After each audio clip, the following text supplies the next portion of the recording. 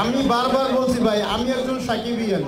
সাকিব ভাই আমার গর্ব, সাকিব ভাই আমার প্রেরণা। আমি কখনো সাকিব ভাইয়ের সাথে টক্কর দেওয়ার মতো কোনো সময় আমি চেষ্টাও করি না। আর যে বলবে সাকিব খানের সাথে টক্কর দেবে সে বোকা স্বর্গে বাস করে ভাই। এমন প্রশ্ন করেন কেন ভাই আপনারা বলেন?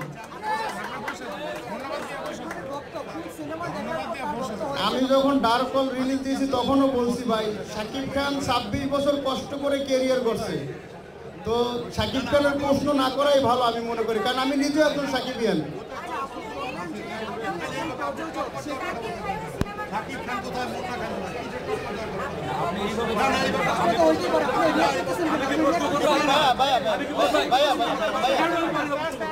ভাইয়া ভাইয়া আপনারা বারবার কিন্তু সাকিব ভাইয়ের কথা বলছেন। আমি একজন সাকিবিয়ান ভাই।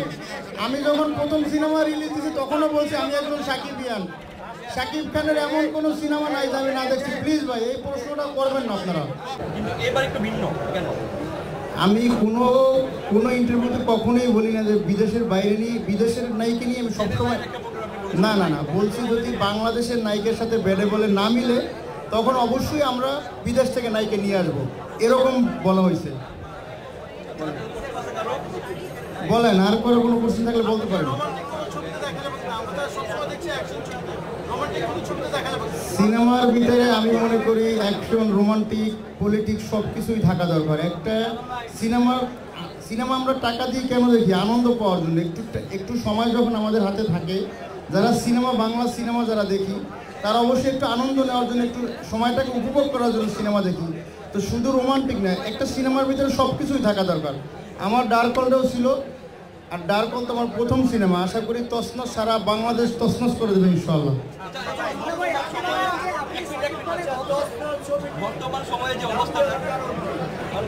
সরি,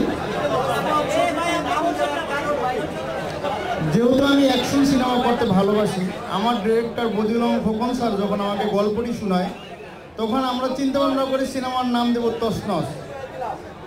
কারণ আপনি যখন একটা অ্যাকশন সিনেমা দেখবেন তখন নামটা অ্যাকশনের মতোই হতে হবে, তো ওই জায়গা থেকেই সিনেমার নাম দেওয়া তছনছ। ভাই এই ক্রাইসিস মোমেন্টে অনেক সিনেমা রিলিজ হইতেছে, অনেকে সিনেমার কাজ ধরছে।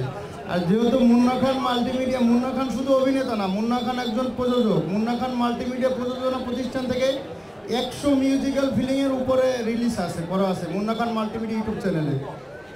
আমার একটি নাটকের চ্যানেল আছে মুন্না খান ড্রামা।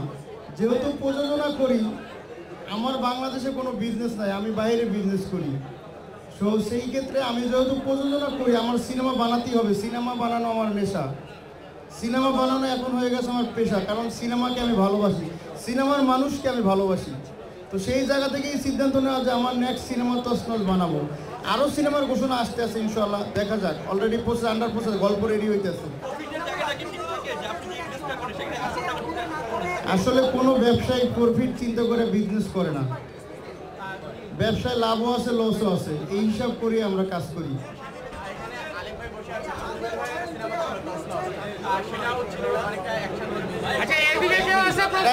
এক মিনিট পিছন থেকে বলছে বাজেট কত সিনেমার?